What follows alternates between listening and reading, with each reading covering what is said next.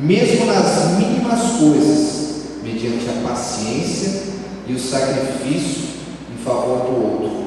Tudo isso colocamos diante de vocês, convocamos a Deus como testemunha desse momento, lembrando-lhes sempre que a oração constante lhes permitirá cumprir fielmente essas promessas, em nome de Jesus. Amém? Creio que se vocês colocarem Deus em cima de todas as coisas, como vocês já foram instruídos, essa será uma união feliz, essa será uma união próspera, abençoada por Deus.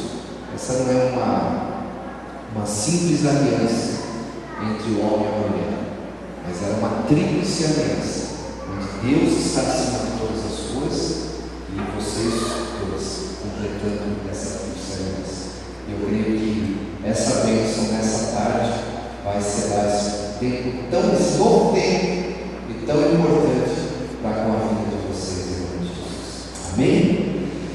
Quando estás disposto a prometer diante de Deus e dessas testemunhas, assim como prometeste diante das autoridades civis, que tomas Juliana por tua legítima esposa, para viveres com ela segundo foi ordenado por Deus, no santo estado do matrimônio, prometes amá-la, honrá-la, consolá-la e conservá-la tanto na saúde como na enfermidade, na prosperidade como em seus sofrimentos, e te conservares exclusivamente para ela, enquanto ambos viver? Sim.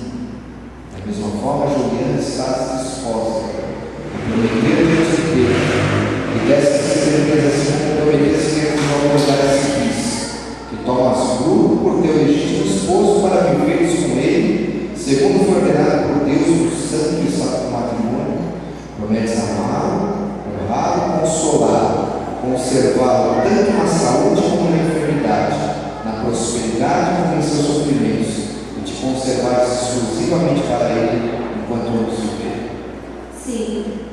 Dessa forma, nós queremos prosseguir para o segundo momento na cerimônia, e eu peço que para isso as alianças sejam trazidas diante do altar.